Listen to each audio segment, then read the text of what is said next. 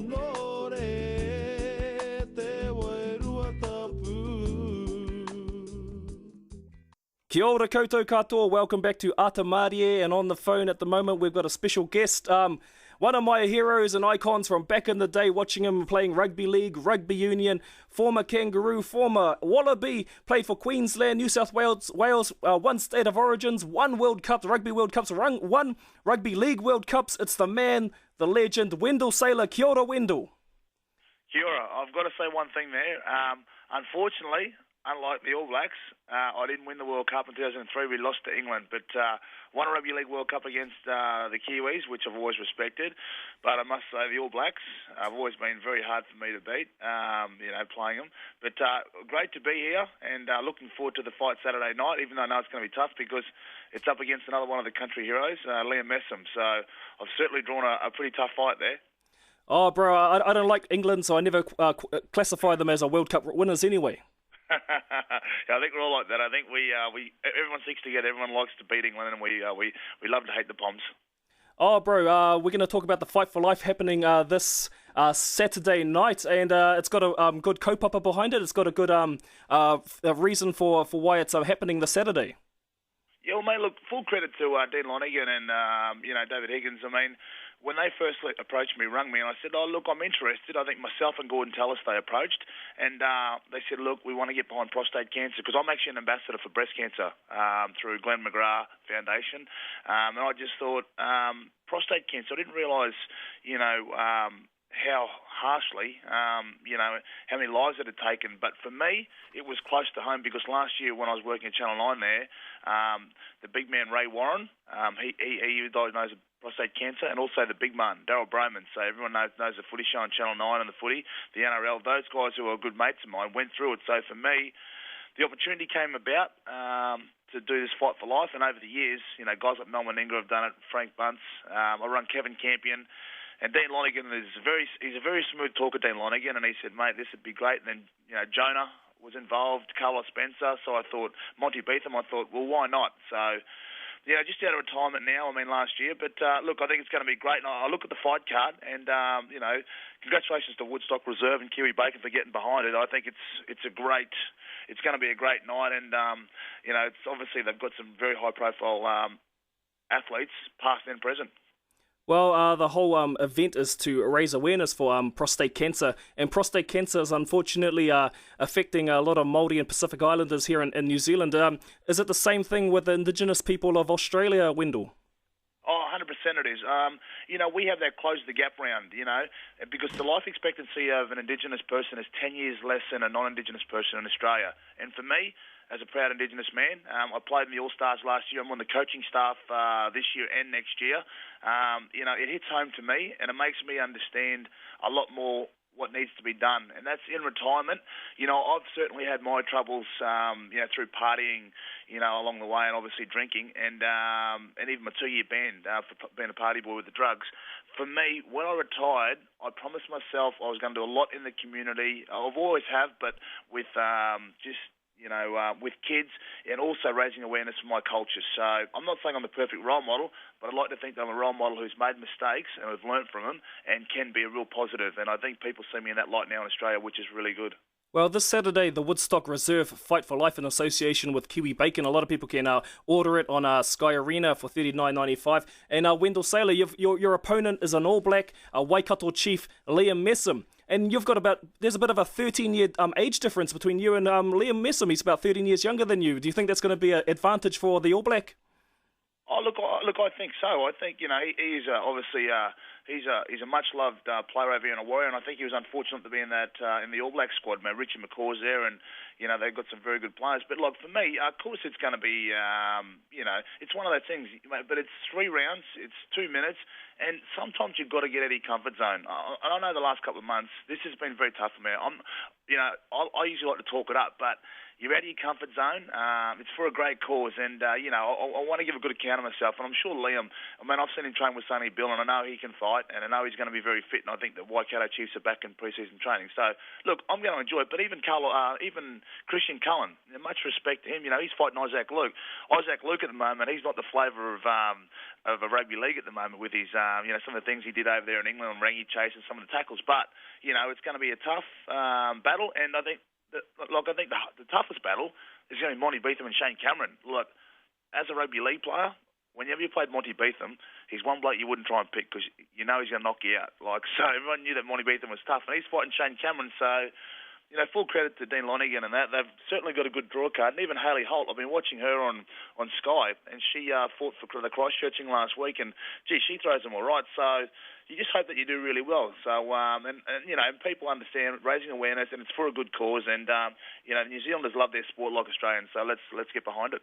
Oh, I'm a bit torn between you and Liam Messam. Liam Messam's Māori, he's played for the All Blacks, but you're like the face of the NRL and State of Origin, so I'm a bit torn. But however, when you're fighting here in Auckland on Saturday, the crowd will probably definitely be behind Liam Messam. Do you think that'll be a factor in your fight against Liam Messam? Oh, look, I think it's always good to have crowd support, but I think myself personally, whenever I've played in England, I've played, you know, in New Zealand, I use the crowd to my advantage. You know, if they're booing you and that, I love that, you know, going through adversity. I've been through it a bit in my time, but when I'm playing footy and that, I've played in the past, you just sort of try and use that, and I understand that's the way it is. And, mate, how would you not like Liam Messam? I met him once, I think, at the launch of the Prostate Cancer a couple of weeks ago, and he seems like a really nice bloke. It's unfortunate that the second time we're going to meet is probably going to be in the ring, or you know. But after it, you know, I'll have a chat and hopefully have a beer with him, and it'll be great because I really, you know, I enjoy watching my rugby. You know, still to this day, I come out for the World Cup. Well done to the All Blacks.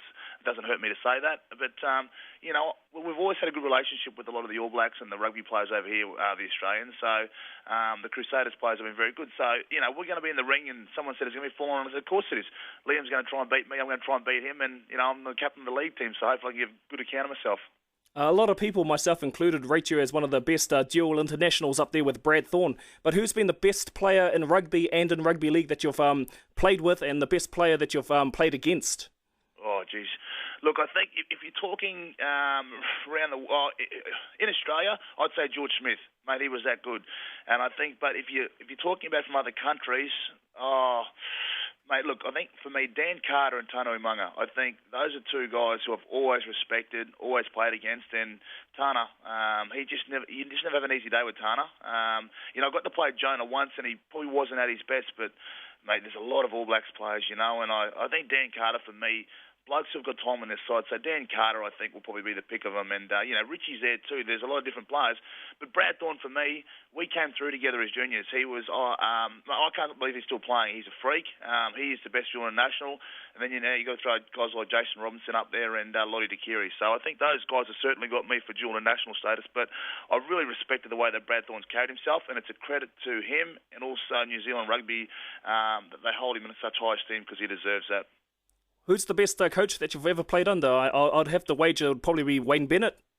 Yeah, I've only had a couple of coaches. You know, I've had Ewan McKenzie, I've had Eddie Jones, but Wayne Bennett for me, I think he goes over and above being a coach. And I think if you've seen players who have gone through troubles, like I had my 2 years out, he really supported me, not just as a coach, but as a mentor and as a mate. And when I came back to rugby league and came back to sport, he just said, mate, if you don't come back, you're never going to forgive yourself. But the thing that stands in my mind about Wayne Bennett is I lost my dad to a heart attack 10 years ago, and it was a tough time for me, but every step of the way he's been there, anything I needed.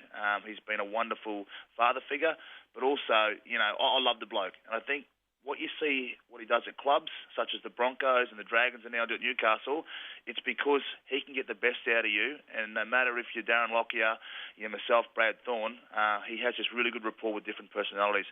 And that's a special touch right there. What about your thoughts on the New Zealand Warriors for next year, Wendell?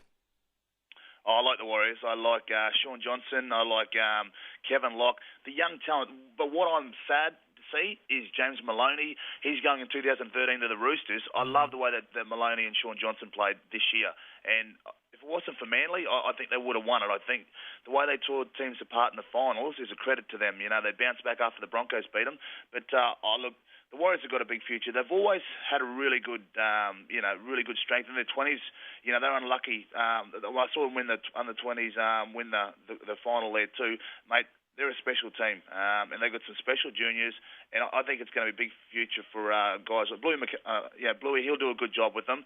Sad to see Ivan Cleary go, but look, the Warriors for me, they're always entertaining. They play a disciplined style of football, but still have their, that edge that only those blokes can play with. Wendell, you talk about being a good example for the players coming through and for people out there, especially since you've been through the good times and also the bad times. Can you tell us a little bit about that really sad time back in 2006 when you were suspended for 2 years for testing positive for taking cocaine? Because it would have taken a lot of effort to get out from where you were there to where you are now.